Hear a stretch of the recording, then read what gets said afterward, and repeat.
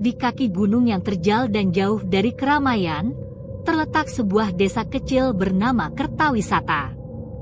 Desa ini dikenal dengan keindahan alamnya yang mempesona dan ketenangannya yang langka, tetapi juga memiliki satu rahasia gelap yang menghantui setiap penduduknya. Di utara desa terdapat sebuah hutan yang dikenal dengan nama Hutan Larangan. Hutan ini dikenal oleh penduduk sebagai tempat yang sangat terlarang dan penuh dengan cerita-cerita seram. Konon, hutan ini dihuni oleh roh-roh jahat dan makhluk-makhluk misterius yang siap menerkam siapa saja yang memasuki wilayah mereka. Hutan Larangan tidak hanya dikenal dengan aura mistisnya, tetapi juga dengan berbagai kejadian aneh yang sering dilaporkan oleh penduduk desa. Suara-suara aneh seperti jeritan dan tangisan, serta penampakan sosok-sosok samar sering terlihat oleh mereka yang nekat mendekat. Selain itu, setiap orang yang pernah memasuki hutan dan kembali tidak pernah bisa menjelaskan secara jelas apa yang mereka alami, hanya menyisakan rasa takut dan ketidakpastian. Suatu pagi yang cerah di akhir musim gugur, 5 orang petualang muda, Anna, Budi, Clara, Dewa, dan Elina, memutuskan untuk menghadapi tantangan dan menjelajahi hutan larangan. Mereka adalah teman lama yang dikenal di kalangan mereka karena hasrat mereka untuk menjelajahi tempat-tempat ekstrim. Mereka ingin membuktikan bahwa cerita-cerita tentang hutan tersebut hanyalah mitos belaka. Meskipun mereka tahu tentang reputasi buruk hutan, semangat mereka untuk menjelajah dan mencari adrenalin tidak bisa dibendung. Mereka berkumpul di rumah Anna pada pagi hari dengan peralatan yang lengkap: kompas, peta, senter, kamera, dan perlengkapan camping. Anna, yang merupakan pemimpin kelompok dan juga seorang fotografer amatir, telah merencanakan perjalanan ini dengan cermat. Budi, yang dikenal sebagai ahli survival, membawa alat-alat seperti pisau multifungsi dan kotak pertolongan pertama. Clara, yang senang menulis, membawa buku catatan untuk mencatat pengalaman mereka.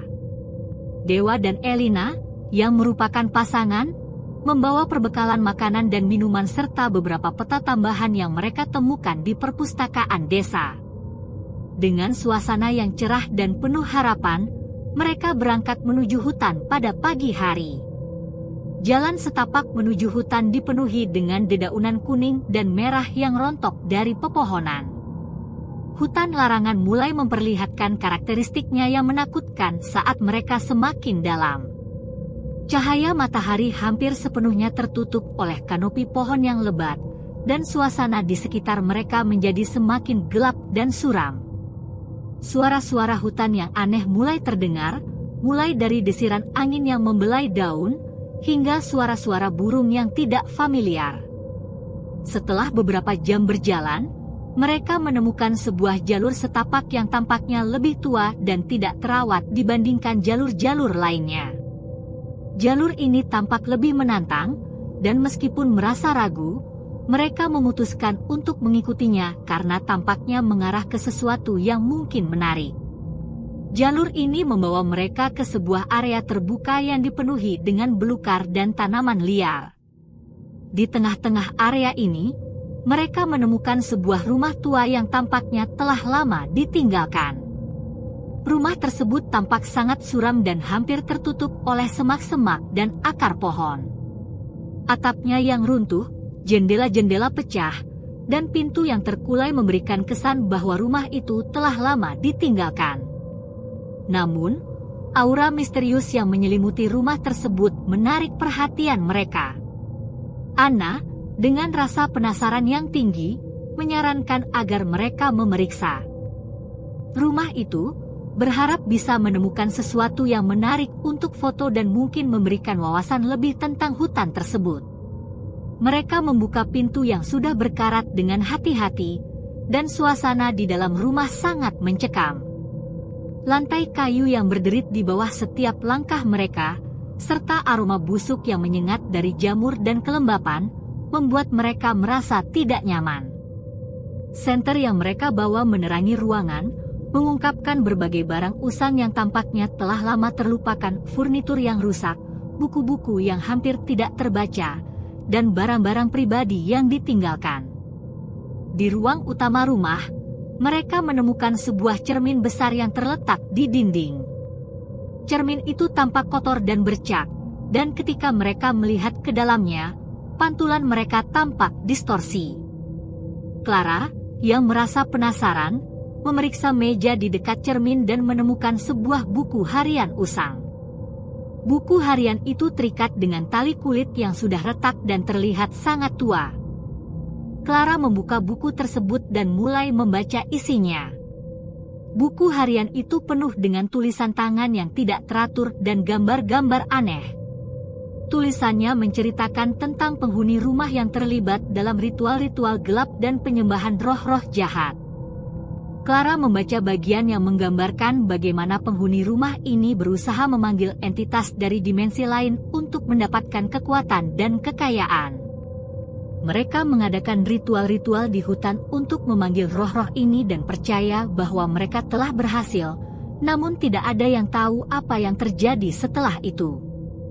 Saat Clara membaca lebih dalam, lampu senter mereka tiba-tiba mulai berkedip-kedip dan padam. Kegelapan menyelimuti mereka dengan cepat, dan suara bisikan lembut mulai terdengar dari luar ruangan. Suara-suara tersebut terdengar seperti berasal dari segala arah, dan bisikan-bisikan tersebut tampak membentuk kata-kata yang tidak dapat mereka pahami. Budi, yang merasa cemas, berusaha menghidupkan kembali senter, tetapi usahanya sia-sia. Dalam kegelapan, mereka mulai mendengar suara langkah kaki yang berat di lantai atas rumah. Mereka merasa terjebak dan memutuskan untuk memeriksa sumber suara tersebut. Dengan hati-hati, mereka menaiki tangga kayu yang berderit di bawah setiap langkah mereka. Suara langkah kaki semakin dekat, tetapi tidak ada sosok yang tampak. Di lantai atas, mereka menemukan sebuah kamar tidur yang tampak lebih terawat dibandingkan ruangan lainnya. Kamar ini dipenuhi dengan barang-barang pribadi seperti pakaian yang digantung di lemari dan beberapa perabotan antik. Saat Budi membuka lemari, dia menemukan berbagai pakaian usang dan benda-benda aneh yang tampaknya tidak memiliki nilai. Namun, ketika dia meraih salah satu benda, dia merasakan sesuatu yang dingin dan lembab menyentuh tangannya. Budi terkejut dan menarik tangannya dengan cepat. Suara langkah kaki di luar kamar semakin dekat dan semakin keras. Mereka merasa seperti ada sesuatu yang mengintai mereka dari bayang-bayang. Ketika mereka mencoba untuk keluar dari kamar, pintu yang mereka lalui tiba-tiba tertutup dengan keras. Suara gemeretak dan bisikan semakin keras, dan mereka mulai merasa terjepit. Anna mencoba membuka pintu dengan sekuat tenaga, tetapi pintu itu tidak bergerak. Elina, yang merasa sangat cemas, melihat keluar jendela dan melihat bayangan-bayangan hitam yang bergerak cepat di antara pepohonan. Dalam keadaan panik, mereka mencoba mencari jalan keluar dari rumah. Mereka merasa seolah-olah rumah itu sendiri mulai berubah dan berputar-putar. Setiap kali mereka membuka pintu, mereka kembali ke ruangan yang sama. Suara bisikan semakin keras, terdengar seperti mantra-mantra kuno yang membingungkan dan menakutkan. Mereka merasakan udara semakin dingin dan lembab, seolah-olah sesuatu yang tidak terlihat sedang mengelilingi mereka. Akhirnya, mereka berhasil menemukan pintu belakang rumah yang mengarah ke halaman belakang. Mereka melarikan diri keluar dan berlari menuju jalur setapak yang mereka tempuh sebelumnya. Namun, saat mereka berlari, mereka merasa seperti hutan itu sendiri berusaha menghalangi mereka. Pohon-pohon tampak bergerak dan menutup jalan-jalan yang mereka lalui. Mereka tersesat dalam labirin hutan yang tampaknya berubah bentuk dengan setiap langkah mereka. Suara langkah kaki yang berat terus mengikuti mereka, dan bisikan-bisikan semakin keras. Mereka merasa seperti sedang dikelilingi oleh sesuatu yang tidak terlihat. Anna mencoba menghubungi pihak berwenang menggunakan ponselnya, tetapi sinyal tidak ada. Mereka terus berlari, napas mereka tersengal-sengal, dan tubuh mereka kelelahan. Ketika mereka akhirnya mencapai batas hutan, mereka merasa sangat lega. Mereka melarikan diri keluar dari hutan dan melihat desa dari kejauhan. Meskipun mereka merasa aman, pengalaman mereka di dalam hutan telah meninggalkan bekas yang mendalam. Mereka merasa seperti hutan itu masih mengawasi mereka dari kejauhan. Kembali di desa, para petualang Anna, Budi, Clara, Dewa, dan Elina berusaha menyembunyikan trauma mereka di depan penduduk desa. Mereka mengatakan bahwa mereka mengalami sedikit kesulitan dengan arah dan kehilangan waktu, tetapi menghindari berbicara tentang kejadian yang sebenarnya. Namun, setiap kali mereka mencoba untuk kembali ke kehidupan normal, mereka merasa ada sesuatu yang tidak beres. Hari-hari berikutnya, mereka mulai mengalami gangguan yang tidak bisa dijelaskan. Anna sering terbangun di malam hari dengan mimpi buruk yang sama tentang hutan dan rumah tua. Dia merasa seperti ada yang mengawasi dan mengikuti setiap gerak-geriknya. Budi menemukan lukisan-lukisan misterius di sekitar rumahnya, yang tampaknya menggambarkan simbol-simbol dari buku harian yang mereka temukan. Clara mengalami halusinasi di mana dia melihat bayangan-bayangan gelap di sudut-sudut pandangannya. Dewa dan Elina mulai merasakan kehadiran yang tidak diinginkan di sekitar rumah mereka, seolah-olah ada sesuatu yang selalu mengintai dari luar. Satu malam, saat bulan purnama menyinari desa, mereka berkumpul di rumah Anna untuk mendiskusikan apa yang telah terjadi. Anna, yang merasa semakin tertekan, mengatakan bahwa dia merasa seolah ada sesuatu yang tidak bisa dijelaskan yang menempel pada mereka setelah keluar dari hutan. Dewa, yang merasa khawatir, mengusulkan agar mereka kembali ke desa dan meminta bantuan seorang dukun atau paranormal yang mungkin bisa membantu mereka. Di pagi hari berikutnya, mereka pergi ke rumah seorang dukun tua di ujung desa yang dikenal memiliki pengetahuan tentang hal-hal gaib dan mistis. Dukun tersebut, seorang wanita tua dengan mata yang tajam dan penuh kebijaksanaan, mendengarkan cerita mereka dengan serius. Setelah mereka selesai, dukun itu mulai mempersiapkan ritual pembersihan untuk mengusir roh-roh jahat yang mungkin telah mengikuti mereka. Dukun itu memimpin mereka dalam sebuah ritual di luar rumah. Ia menggunakan dupa dan garam, sambil membaca mantra-mantra kuno untuk membersihkan aura mereka dan mengusir kehadiran negatif.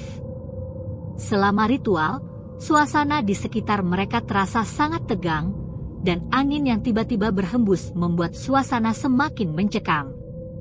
Dukun itu memintakan mereka untuk tidak berbicara dan tetap fokus pada ritual.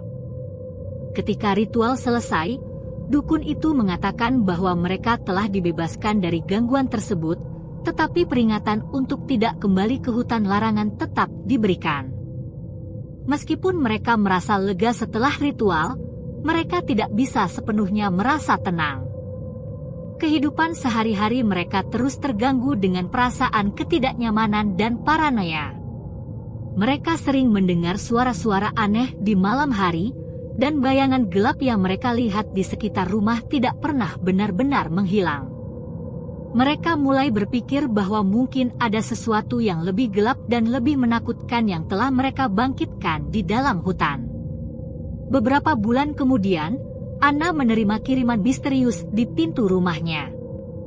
Kiriman itu adalah sebuah kotak kecil yang terbuat dari kayu hitam, yang dihiasi dengan ukiran-ukiran yang sama seperti simbol-simbol yang mereka lihat di rumah tua di hutan. Di dalam kotak, terdapat sebuah benda yang tidak dikenal, sebuah patung kecil yang terbuat dari bahan yang tampak seperti batu, tetapi dengan wajah yang mengerikan dan ekspresi marah. Di samping patung itu, terdapat sebuah catatan yang ditulis dengan tangan yang tidak teratur, "Kami menunggu kalian. Tidak ada yang bisa melarikan diri." Pesan tersebut membuat mereka ketakutan. Mereka memutuskan untuk mengunjungi kembali dukun yang telah membantu mereka sebelumnya. dukun itu melihat patung dan catatan dengan serius, dan dia mengatakan bahwa patung itu adalah jimat dari ritual kuno yang digunakan untuk mengikat jiwa dan entitas ke dalam suatu tempat. Pesan itu menandakan bahwa sesuatu dari hutan mungkin telah berhasil menempel pada mereka, dan mereka perlu melakukan ritual pembersihan tambahan untuk benar-benar menghilangkannya. Dengan penuh ketakutan, mereka mengikuti petunjuk dukun dan mempersiapkan ritual yang lebih mendalam dan kompleks. Mereka pergi ke lokasi yang jauh dari desa dan melakukan ritual pembersihan di bawah bintang-bintang, menggunakan dupa, garam, dan mantra yang lebih kuat. Dukun memimpin mereka dengan penuh ketelitian, memastikan bahwa setiap langkah dilakukan dengan benar untuk mengusir segala sesuatu yang mungkin mengancam mereka. Selama ritual, mereka merasakan kehadiran yang menakutkan di sekitar mereka, dan suara-suara bisikan yang mereka dengar di hutan mulai kembali, membuat suasana semakin mencekam. Anna merasa seolah dia melihat sosok-sosok samar di kejauhan, tetapi dia berusaha untuk tetap fokus pada ritual. Mereka semua merasa seperti ada sesuatu yang berusaha menghalangi mereka dari menyelesaikan ritual. Akhirnya, setelah ritual selesai, mereka merasa seolah-olah ada beban yang terangkat dari bahu mereka. Mereka kembali ke desa dengan perasaan yang campur aduk lega tetapi juga sangat lelah.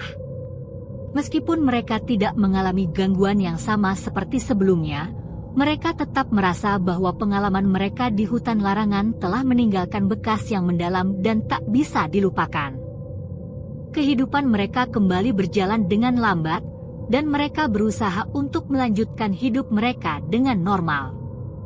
Namun, setiap kali mereka melihat ke arah hutan, mereka tidak bisa menahan rasa takut dan kesadaran bahwa mereka pernah berada di tempat yang sangat berbahaya dan misterius. Mereka terus memperingatkan siapapun yang mendekati hutan larangan tentang bahaya yang menanti di dalamnya, dan pengalaman mereka menjadi bagian dari legenda desa.